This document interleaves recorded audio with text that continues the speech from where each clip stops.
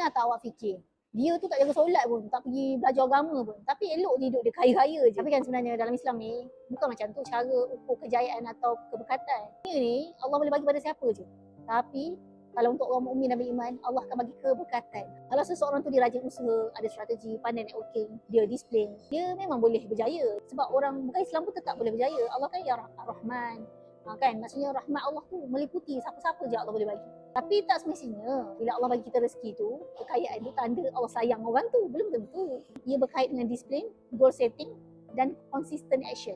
Kita kena ingat, kejayaan dunia tu tak semesti tanda hidup tu ada keberkatan. Kita nampak duit dia, tapi kita tahu hati dia tenang ke tidak. Bila kita dalam keadaan macam ni kan, ada 3 perkara yang kita kena buat. Yang pertama, jangan pernah bandingkan rezeki dia dengan kita.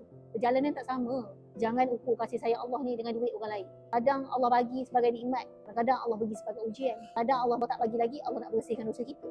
Kadang-kadang orang tu dapat istidraj, kan? Dan makin dapat makin jauh dengan Allah. Yang kedua, kena ingatkan ni, aku ni nak cari rezeki yang berkat. Rezeki ni, yang berkat ni adalah tentang bila kita dapat, kita tenang. Dan akan membuatkan hati kita tu jadi lebih dekat dengan Allah. Duit banyak, hati gelisah. Belum tentu itu adalah kemenangan dan kejayaan. Belum tentu bahagia. Rezeki sederhana tapi hati kita tenang, itu juga adalah kejayaan. Kita makin dekat dengan Allah, itu juga kejayaan.